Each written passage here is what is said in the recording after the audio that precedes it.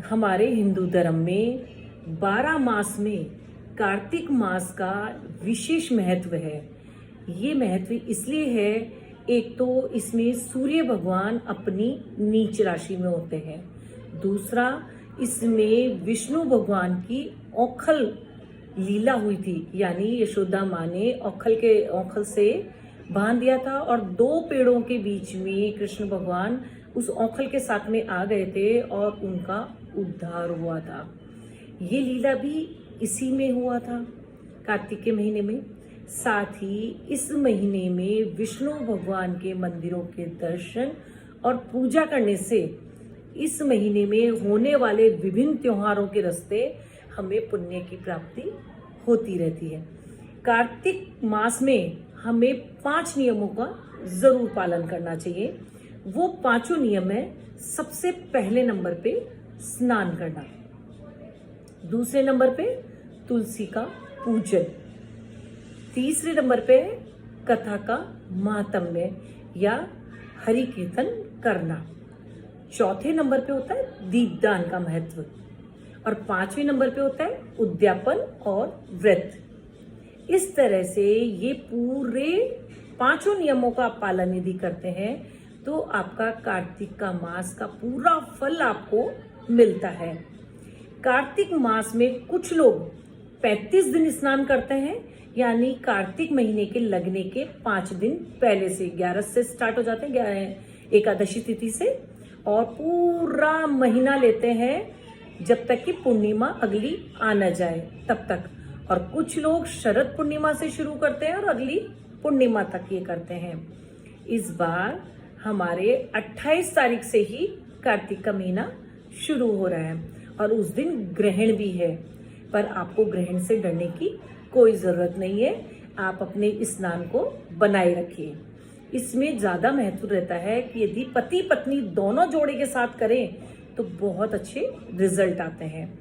इसमें हमें सबसे पहले तारों की छांव, यानी सुबह जल्दी सूर्य उगने से पहले पहले या अंधेरे में ही हमें किसी पवित्र सरोवर में स्नान कर लेना चाहिए।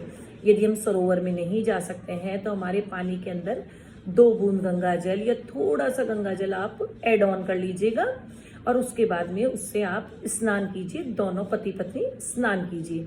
और यदि सरोवर में स्नान कर रहे हैं तो आप उसके बाद में तुरंत वहीं सरोवर में सूर्य भगवान को भी जल समर्पित कर दीजिएगा। और यदि आप अपने घर में ही नहा रहे हैं तो स्नान के बाद में आपको मंदिर में जाना है, किसी विष्णु भगवान के मंदिर में आप चले जाइएगा। वहां पर जाकर के आपको सबसे पहले वहां कथा सुननी है। कार्तिक के महात्म्य की कथा 30 दिन की 30 कितने अध्याय है, उनको आप ध्यान से सुनिएगा। इसके अलावा आपको कुछ कहानियां भी सुननी है, जैसे आपको पीपल पथवारी की कहानी सुननी है, आपको टाइम टू टाइम जो त्योहार आते चले जाएंगे उनकी कहानियां सुननी है, वार की कहानियां सुननी है, नगर विश्राम की कहानी सुननी है, हमें लपसी तपसी की कहानी सुननी है, डेली हमें गणेश जी की भी कहानी सुननी है।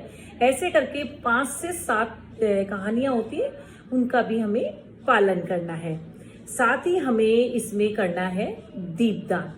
दीपदान का अर्थ ये है कि हमें मिनिमम 4 दीपक तो लगाने हैं हमें पेड़ पौधों में, और 1 दीपक लगेगा हमारे ठाकुर जी के आगे, यानी विष्णु भगवान के मंदिर में।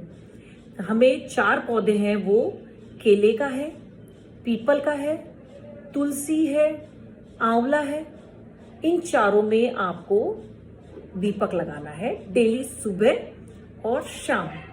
इसके अलावा 1 दीपक आपको जलाना है, या तो राम सीता का मंदिर हो या राधा कृष्ण का मंदिर हो या राधा दामोदर जी, जो भी आप संज्ञा देना चाहें, उसे कहते हैं जोड़े का मंदिर, यानी जिसमें पति पत्नी का पेयर रहता हो या विष्णु भगवान का पेयर स्वरूप, उस मंदिर में आपको ये दीपक जलाना है। साथ ही इसमें आप ज्यादा नहीं तो परिक्रमा जरूर कीजिए, 2 कर लीजिए या 4 परिक्रमा कर लीजिए। यदि आप कर सकते हैं तो 108 परिक्रमाएं भी कर सकते हैं। कुछ लोग पेड़ों पे, यानी तुलसी जी की भी 108 परिक्रमा करते हैं, कुछ आंवले की परिक्रमा करते हैं, कुछ पीपल की भी परिक्रमा करते हैं और कुछ लोग केले की भी परिक्रमा करते हैं। आपका जैसा भाव है आप वैसा ही कीजिए। आपको जहां परिक्रमा लगानी है आप जरूर लगाइए। दीपदान करना बिल्कुल भी मत भूलिएगा। आपको सुबह भी दीपदान करना है और शाम को भी दीपदान करना है। साथ ही कार्तिक स्नान के समय हमें किसी से भी अपशब्द नहीं बोलने हैं। हमें अंदर ही अंदर हरि स्मरण करना है। ये करना हमारे लिए बहुत जरूरी है। अब हमें सेकंड नंबर पे आ रहा है, यानी कि हमें आगे जो पालन करना है वो समझिए व्रत। यदि आपकी श्रद्धा है तो आप पूरे महीने व्रत कर सकते हैं, यानी एक टाइम खाना खा के। यदि आपकी कैपेसिटी है तो आने वाले त्योहारों पे आप कर लीजिए, जैसे गोपाष्टमी आएगी, आंवला नवमी आएगी, हमारी धनतेरस आएगी, रूप चौदस आएगी, दिवाली आएगी, दोज आएगी। आप इनमें भी आप व्रत करके इसको पूरा कर सकते हैं। या लास्ट के 5 दिन एकादशी से लेकर के पूर्णिमा जो आ रही है वहां तक के इन दिनों को कहते हैं पचवीखंड, यानी इन 5 दिनों में भी आप इसका पालन कर सकते हैं। कहते हैं ये 5 दिन यदि आपने व्रत कर लिया तो पूरी कार्तिक का फल आपको मिल जाएगा। आप इस तरह से पूरी कार्तिक में इन नियमों का पालन कीजिए। इन 4-5 नियमों का आप ढंग से पालन कीजिए।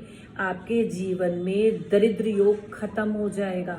आप पति पत्नी के बीच में शांति की स्थापना हो जाएगी। आपके बच्चे गलत रास्ते में जाने से भटकाव आने का डर रहता है वो भी खत्म हो जाएगा। और आप यदि बड़ों का मान सम्मान करेंगी तो आपके देव गुरु बृहस्पति के आशीर्वाद से या विष्णु भगवान के आशीर्वाद से आपको कोई नहीं रोक पाएगा और आपके जीवन में खुशहाली खुशहाली हो जाएगी।